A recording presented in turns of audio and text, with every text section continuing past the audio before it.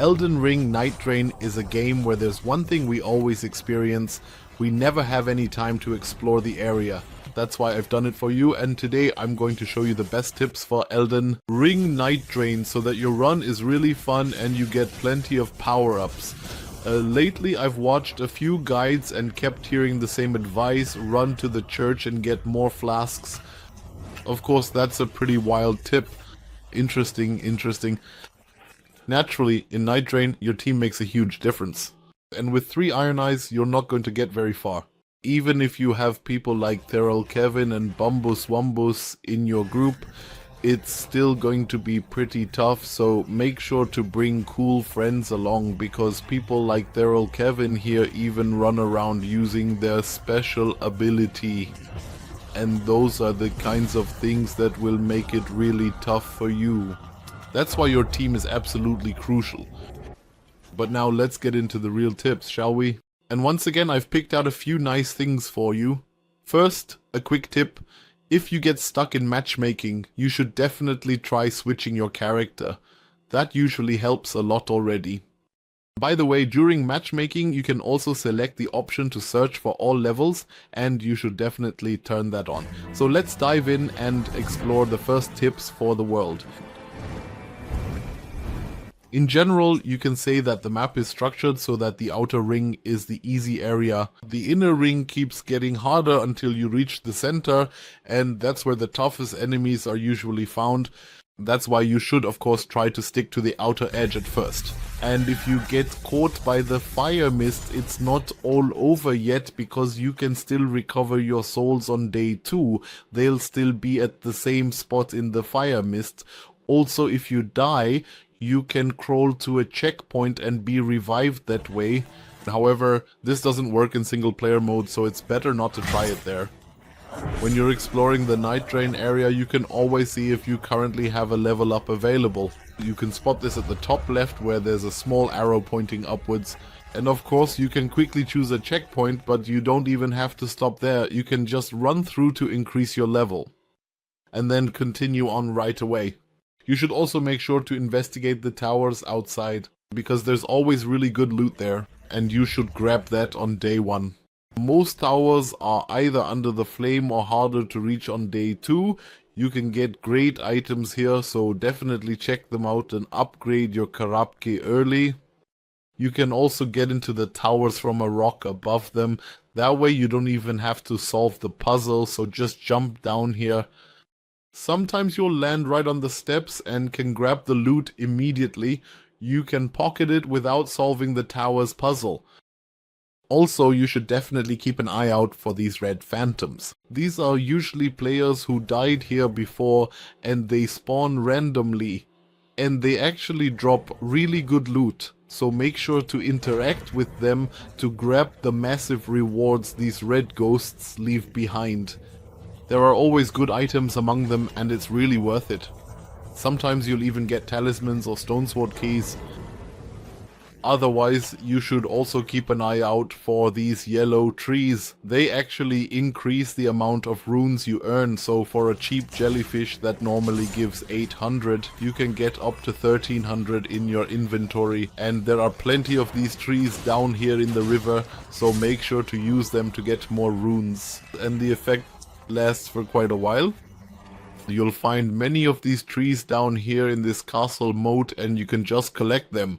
When you're down here, you'll usually also find a stone back here that glows a bit and doesn't break at first, but we can open this stone and grab a nice goodie from inside, and most of the time there's also a smithing stone here. Of course, you can't do it with a normal attack, but it works with a special move. Just be careful not to use the special move directly on the statue, otherwise you won't be able to get to the item right away and will have to wait until the special effect disappears. And of course there are also a few other items here, and as I said, usually a smithing stone as well. You can also destroy these rocks with some other special moves and get the loot that way as well. Otherwise, you'll find more smithing stones in the mine, and you should definitely go in there at least once on the first day to get smithing stones too, so you can upgrade an epic weapon too. Of course, there are also regular smithing stones here and some hidden boss enemies, so it's definitely worth it on the first day. But you should hurry here because even on the first day the mine takes quite a while. And while you do get a lot of loot there, make sure the fire mist doesn't catch you. The fire mist can be pretty tricky and then you'll have to find your way out of the mine again. So try to remember the path you took and grab the smithing stones near the beginning. Of course, you can also get smithing stones in other ways, like by finding a merchant such as this one here. But they usually only sell smithing stones, guys, so you won't be able to fully upgrade your weapon. However, there are a few merchants who are much better. By the way, there's one more on the map here next to the main castle by the fortress, and you should definitely visit him from time to time, especially if you haven't upgraded your weapon yet.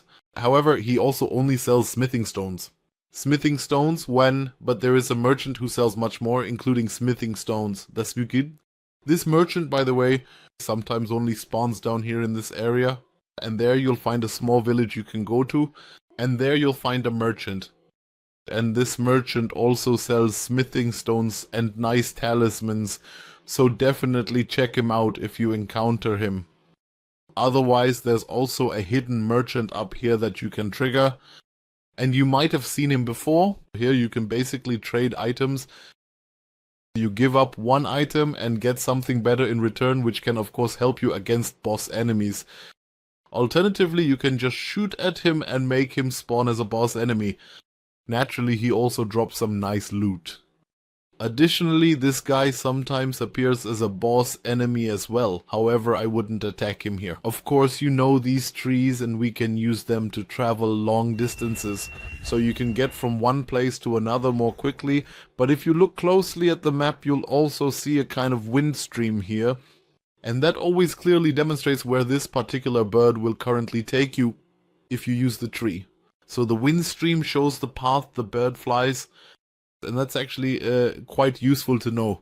Otherwise, you're surely also familiar with these ruins here, which you can find all over the map from time to time. And in these ruins, there's usually a secret passage. A floor that's invisible where you can go inside and grab some mega loot. Otherwise, when it comes to loot, you'll of course find some weapons that have a red hand or a white hand once you've equipped them. These are all weapons that you have to hold in your hands to equip them. Of course, you can also put them in the second slot to make that hand turn white again. And that way you'll have them equipped. If it's a shield, you should definitely carry it on your back. If you're not using the shield, you'll still be partially protected from behind if arrows or similar things hit you. That's why having a shield on your back is always a good idea. If the shield also gives you good buffs, of course, put it on your back and, for example, equip your bow as your secondary weapon. There's also a little trick with the Guardian that many people have missed. Here you simply hold down the special and you create this pressure wave and can last longer. You remain invulnerable, and your teammates also stay invulnerable as long as they remain within this shockwave. So you can just keep holding down the Guardian special to prolong this effect even further. And so far I haven't seen anyone really take advantage of this, so definitely give it a try. When it comes to boss enemies, and there are several bosses, you should make sure that your team always focuses on attacking just one at a time. The other one will stay back for now, but as soon as he gets attacked, he'll start attacking as well. So try to focus on just one at first. Of course, that's difficult if you have a random team. But if you manage to really attack only one enemy, then the other one won't attack. You can see here the Cavalier, the royal one at the very bottom, hasn't been attacked yet and therefore isn't joining the fight. But now someone is about to attack him, and so he'll become an attacker as well. Otherwise, if you survive the round and have defeated the first boss enemy, then you can't waste any time. You need to run straight through the flames to start day 2 immediately. You can also run past the grace, because it will already heal you in the flame mist. And then basically when the second day starts, you can already get a lot done before the day actually begins, and you should definitely take care of that, and then you might already have a potion on day 2. Otherwise, there are often these bubbles appearing. Day 2, you can go in there once and trigger a secret boss enemy who will also give you a trophy. However, you should have a ranged combat team with you. Otherwise, of course, make sure that if you get cool stuff, you maybe share it with your team. Because sometimes you get items that aren't really interesting for you, but for your teammates, they might be really good. That's why you should definitely make sure to toss them something every now and then. And as a reward, they might toss something back to you as well, just like it happened to me. And that way you can end up getting some really good stuff. If you share with your team, at the end of course, before you go to the night boss, always spend all your money and maybe buy things that your team could use. If you manage to defeat the first night boss together as a team, that's fantastic, and of course you'll get some rewards for it.